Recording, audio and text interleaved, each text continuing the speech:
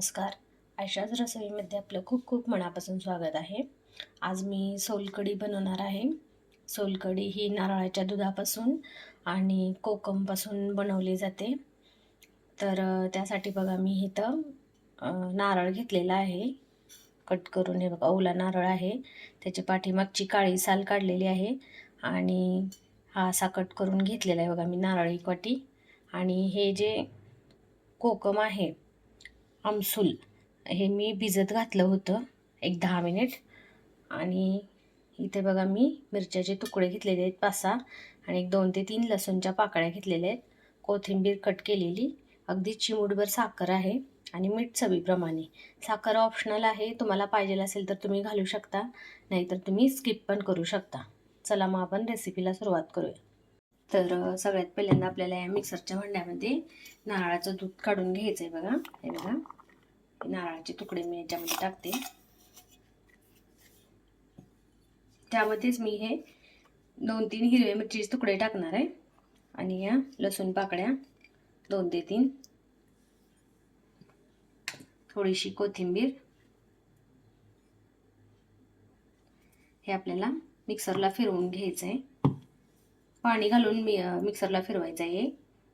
तर हे बघा इथे मी हे बाउल घेतलेला आहे काचेचा आणि अशा पद्धतीने आपल्याला हा नारळ फिरवून घ्यायचं आहे मिक्सरला. हे खोबरं आता आपण हे चाळणीमध्ये असं चाळून घेऊया.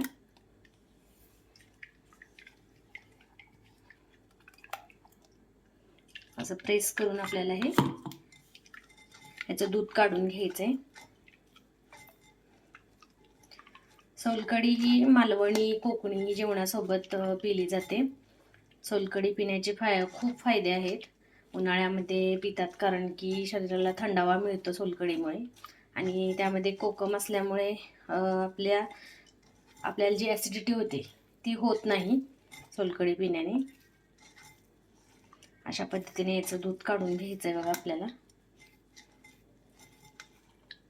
जोपर्यंत या खिसाचा असा चोथा होत नाही तोपर्यंत आपल्याला हे मिक्सरला फिरवून घ्यायचं आहे नारळ.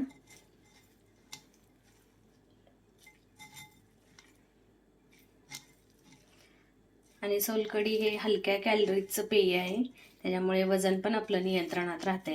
चेहऱ्यासाठी पण चांगलं आहे, त्यामध्ये कोकम असल्यामुळे. तर बघा अशा पद्धतीने याचं नारळाचं दूध काढायचं आहे आपल्याला. आपण अजून मिक्सरमध्ये हे फिरवून घेणार आहे. अशा पद्धतीने आपल्याला फिरवून घ्यायचे. जोपर्यंत आपल्याला हा नारळ सुक्का सुक्का वाटत नाही हाताला तोपर्यंत यामध्ये पाणी घालून थोडं थोडं पाणी घालून मिक्सरला फिरवून घ्यायचं. एक 2-3 वेळा फिरवून घेतलं तर बास होते.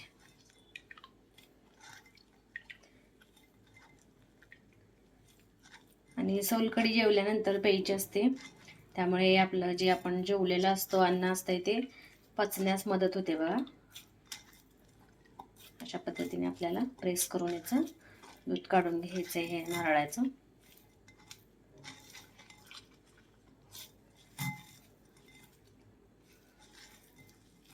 शक्यतो सोलकढी ही माशाच्या जेवणाबरोबर पितात लोक. आता मी 2 वेळा काढलेलं आहे याचं दूध नारळाचं. आता अजून एकदा मी मिक्सरला फिरवून घेणार आहे.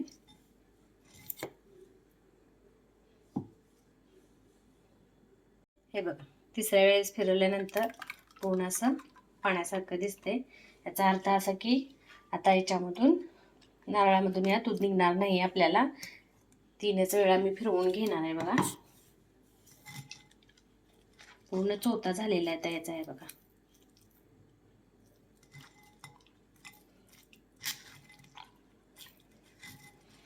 अशा पद्धतीने आपल्याला हे काढून घ्यायचंय दूध नारळाचं.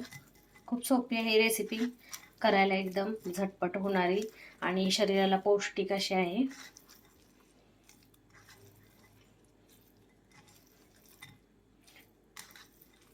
ज्यांना कोणाला उष्णतेचा त्रास वगैरे आहे त्यांनी करून प्यायलं तर चांगलंच आहे. उन्हाळा चालू झालेला आहे आता.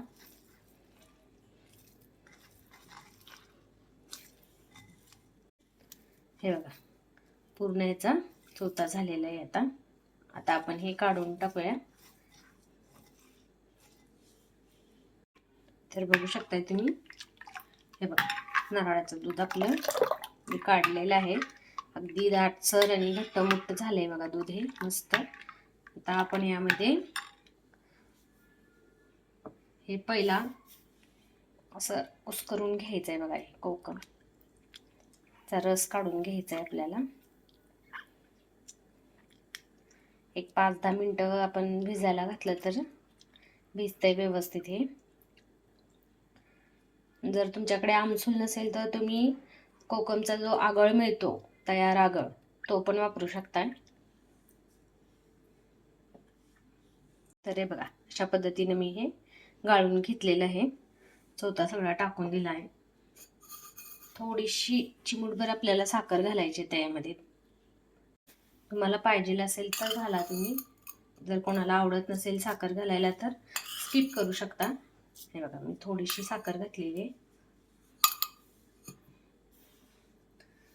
थोडंसं मीठ पण थोडंसं घालायचंय, चव घेऊन घालायचंय.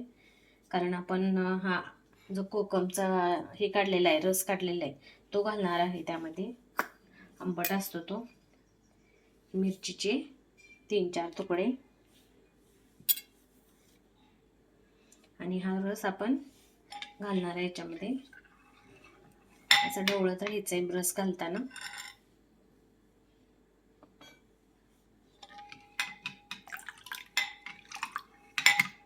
अशा पद्धतीने आपल्याला मिक्स करायचं आहे बघा.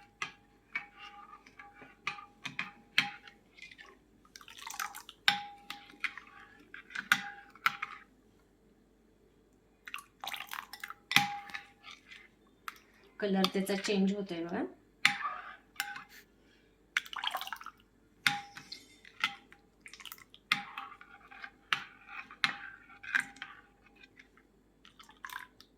अशा पद्धतीने हे मिक्स करायचंय. तर तयार झाली बघा आपली ही सोलकढी. आता यामध्ये आपण थोडीशी कोथिंबीर घालायची वरून मस्त.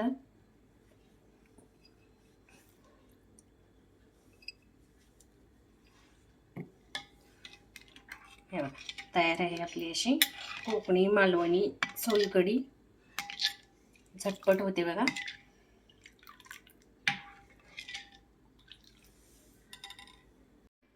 तर हे बघा तयार आहे आपली ही मालवणी स्पेशल, कोकण स्पेशल सोलकढी.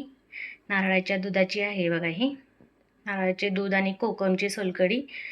तुम्हाला ही माझी रेसिपी आवडली असेल तर नक्की ट्राय करून बघा. खूप छान आहे ही रेसिपी आणि खूप पौष्टिक आहे. आणि माझ्या या व्हिडिओला लाईक, शेअर, कमेंट्स करा. आणि माझ्या यूट्यूब चॅनलला सबस्क्राईब केलं नसेल तर नक्की सबस्क्राईब करा. आणि सोबतच बेल आयकॉनवरती प्रेस करा म्हणजे माझे नवीन रेसिपीज आणि नवीन व्हिडिओज तुम्हाला पाहायला मिळतील. थँक्यू.